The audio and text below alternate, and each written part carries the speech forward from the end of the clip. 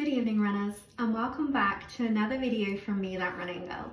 In today's video, I'm going to be reviewing the Nike Invincible 3 and telling you what I think about the ride, comfort and performance both in training and racing in this shoe. First things first, I have run in every single version of the Nike Invincible, including the Nike Invincible 2, which I've also done a review video on and will link you in the description box of this video if you want to go and check that out. So I have run in the Nike Invincible 3 for approximately just under 2 years now. And I find it a really responsive, durable and really fun shoe to run in. I've basically broken this review down into 3 different categories: ride, comfort and performance, because I feel like those are the things that really matter to me when I'm running, and I feel like they're probably quite relatable to other runners when running. So first things first, the ride of the shoe. Now, this is not a carbon plated shoe, even though it has really similar looks and aesthetics as a carbon plate shoe. I don't feel it looks out of alignment with Nike Alpha Flies, Vapor Flies, or any of the other Nike carbon plated shoes on the market right now. And this is largely due to the sole makeup. But interestingly, it has a massive Zoom X sole. So you can see this part of the shoe is really thick and really spongy. Very similar to the Nike Vapor Flies and Nike Alpha Flies, but it doesn't have a carbon plate running through the midfoot of the shoe. So you're going to get a very different ride than when you're running in a carbon plated shoe. Personally, I find the carbon plated shoes quite stiff to run in. And because I'm a neutral to forefoot runner naturally, I don't feel like I need that extra encouragement and help in the sort of toe spring off phase of running. So I actually much prefer to run in the Nike Invincible. These shoes are so bouncy. They are literally like running on marshmallows, and it definitely has, it's very hard to describe unless you've run in them, but it's a very squishy feel, but it doesn't feel like your foot's rocking around too much. It also has a stability to it where your foot feels really locked down, really in place, and really responsive to the road or track or trail, whatever surface you're on. Another thing that I absolutely love about the ride of this shoe is the dynamic adaptability, and by that I mean I have run every distance in this shoe, both training and racing, from 5k to marathon, and I just feel like it adapts really well to different stride lengths, to different cadence, to different terrains, and I just feel like there's so much longevity in the shoe. Some shoes you run in for sort of 300 to 500 miles and you just know when they're completely gone, you know when you need to replace them.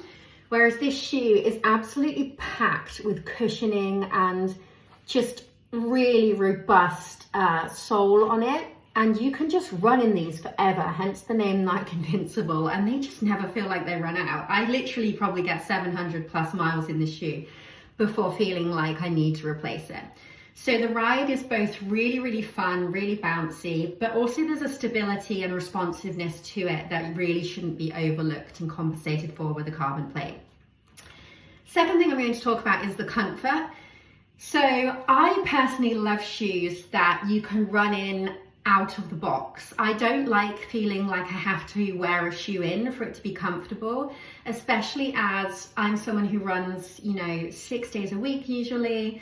And I just love knowing that I can pick this up from either the Nike store or, like a sports retailer online for a good price, and know that instantly I'm going to be able to put it on and have a really comfortable ride in it. And it's not going to blister my feet or rub my feet. And it's just super comfortable. A lot of that is because of the really cushioned heel area. So there's an absolute ton of cushioning foam back here, but also through the whole shoe, it just literally feels like a slipper, and in the tongue, it's just so comfortable. So it both feels like that kind of squishy, bouncy outsole, but also the super soft and almost velvety squishiness inside the shoe just makes it really snug and lovely to run in. Second thing I will say about the comfort of the shoe is that it is good for neutral and forefoot runners. Personally, I don't think it's that great for heel strikers because when you land in the shoe, you tend to land almost in one place if you're not used to sort of landing on the forefoot, and that's largely due to the amount of ZoomX foam in the back and how the shoe is structured. It just encourages you to land with a more midfoot strike than forefoot because it doesn't have the carbon plate, so it's not forcing you into a forefoot strike. But personally, I think that's a good thing for neutral and forefoot runners. And like I said before, it's just super, super, super cushioned, which is not only going to save you from having tired legs or, you know, tired muscles, but it's also going to be really good when you're training for longer distances, meaning you're going to have less injuries because of the impact going up from your feet and your ankles is ultimately going to be less. And I have found that definitely in these shoes. I've definitely found myself feeling fresher in the legs and more of an energy return in this shoe as opposed to more stripped back racer types. Performance wise, I have used this from 5K to marathon in training and in racing, and I felt like it's held up really, really well. It doesn't have that razor sharp responsiveness that you get from a racing shoe. So like I said, it feels more squishy rather than snappy. So if you're looking for something snappy that you can literally feel and sense the road in more, I would personally go for something more like the Asics Metaspeed Sky or the Nike Streak Fly. I personally don't like the Nike Alpha Fly or the Nike Vaporfly because I just feel like they encourage you to run in an unnatural way. And I have been in races where so many people have been pulling out at the side of the road because they're in pain in Nike Super shoes, and I just don't think they're the way to go. I would say that it's more like an old friend than like a race day switch up. So it's not a shoe that you just keep, you know, for race day and put it on specifically for race day. I feel like it's a shoe that you get to know in training and then you love it so much that you then translate it onto racing. That's personally what I've done. And I definitely feel like when you pick up the pace in these shoes, they really, really respond well to both stride length when you're widening your stride length and cadence when you're upping your cadence. So I just feel like it's a really, really great shoe all around, to be honest.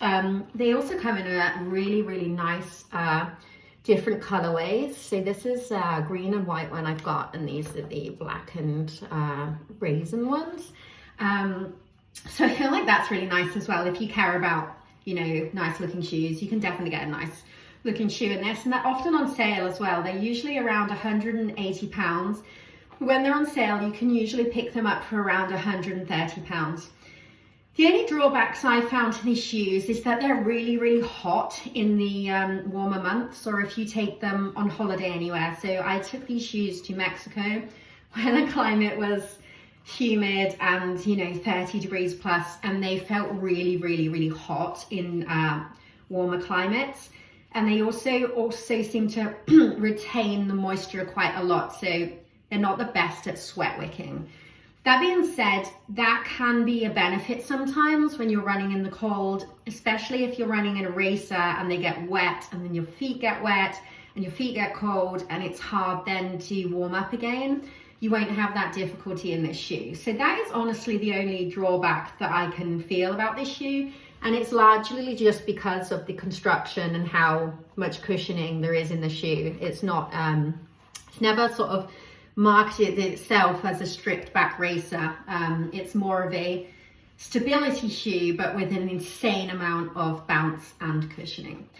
So I hope you found that review helpful. I did run my 31st marathon in the Nike Invincible 3, and I had a really good time in it. I really love running this shoe.